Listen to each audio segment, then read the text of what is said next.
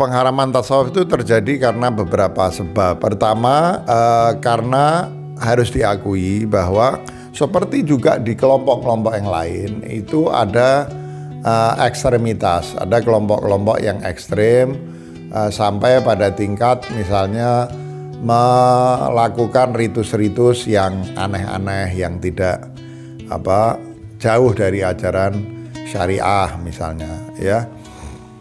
Itu penyebab pertama. Memang penyebabnya ada hulu di kalangan orang sufi. Penyebab kedua itu ada kesalahpahaman, ya, kesalahpahaman karena memang cara pandangnya terhadap ajaran Al-Quran dan Sunnah berbeda, seperti saya sudah singgung pada jawaban saya terhadap salah satu pertanyaan sebelum ini. Maka dia bukannya mentoleransi perbedaan paham itu, kalau bisa saling belajar, ya, untuk saling melengkapi dan menyempurnakan pemahaman kita tentang Islam. Dianggapnya beda pemahaman itu berarti bahwa pemahaman orang itu sesat, ya. Misalnya saya kasih contoh, orang menyesatkan paham wahdatul wujudnya Ibn Arabi. Istilah yang dipakai aslinya bukan wahdatul wujud, tapi tauhid wujudi, ya, untuk menekankan bahwa ini paham yang menegaskan tauhid wujud, tauhid eksistensial, ya.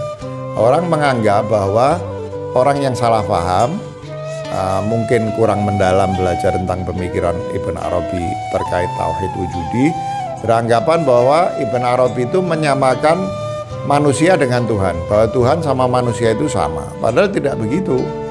Di dalam tauhid wujudi itu jelas sekali bahwa Tuhan dalam martabat ghaibul ghuyub itu bukan hanya beda, bahkan manusia tidak tahu sama sekali tentang Tuhan dalam martabat ghaibul ghuyub, itu di luar pengetahuannya manusia. Disebut transenden, disebut aspek tanzihnya Allah SWT.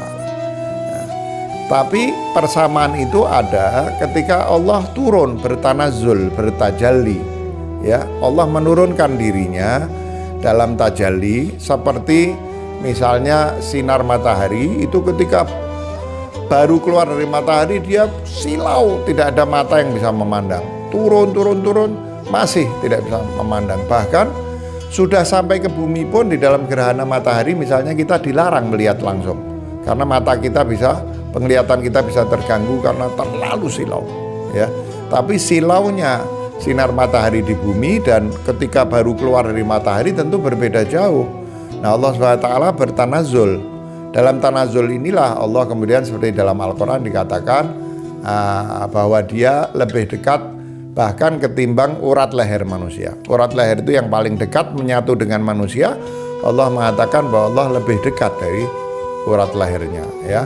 Bahwa Allah mengetahui bahkan yang dibisikkan oleh manusia misalnya, ya, dan seterusnya. Banyak ayat-ayat Al-Quran yang menunjukkan bahwa Allah itu juga dekat dengan manusia. Allah itu juga marah, Allah itu juga memaafkan, Allah itu juga indah, ya.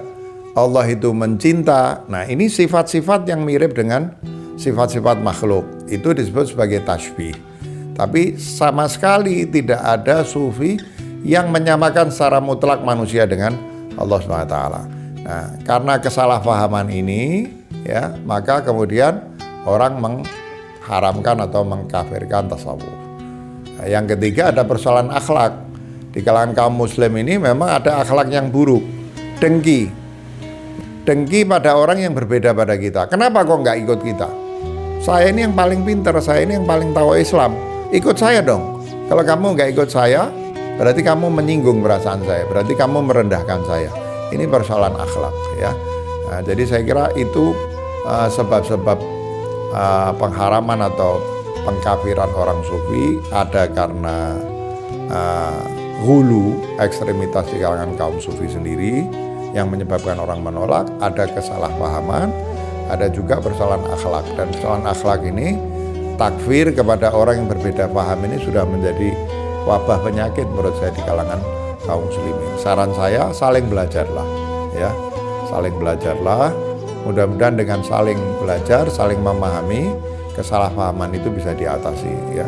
Buku saya mengenal tasawuf itu adalah cara saya memperkenalkan tasawuf dengan mudah, populer, ringkas, tidak hulu, dengan harapan orang menjadi lebih paham tentang tasawuf.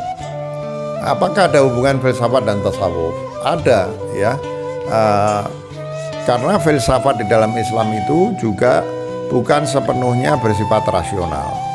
Ya, Ibn Sina yang disebut sebagai filosof peripatetik, filosof masyai yang mengandalkan logika dan rasionalitas, itu juga dikenal dengan pemikiran-pemikirannya yang sofistik.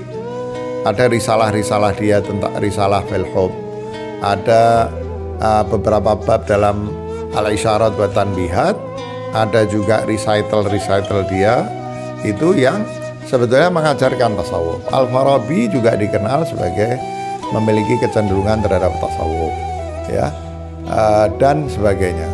Nah, jadi filsafat Islam itu pun sebetulnya tidak sepenuhnya terpisah dari tasawuf. Nah, filsafat rasional pun kadang membantu di dalam memahami pemikiran-pemikiran tasawuf. Nah, wahdatul wujud tadi atau tauhid wujudi yang saya jadikan contoh itu adalah aspek dari tasawuf yang kadang disebut sebagai tasawuf filosofis atau tasawuf falsafi. Istilah yang lebih tepat sebetulnya irfan, tasawuf yang terkait dengan wacana atau pengetahuan ya, bukan sekedar pendekatan hati ya, tapi ada penjelasan, pemaparan secara rasional juga ya. Nah, tapi bahkan di dalam filsafat Islam pun itu juga pengaruh syariah sangat kuat ya. Nah, jadi jangan sampai anggapan kita bahwa jika filsafat ikut campur dalam tasawuf maka tasawuf menjadi bid'ah ya. Kalau orang mau mempelajari filsafat Islam, kita akan dapati bahwa filsafat Islam itu punya ciri khas yang tidak ada di dalam filsafat yang lain karena pengaruh dari Al-Quran, Sunnah di dalam filsafat itu sendiri.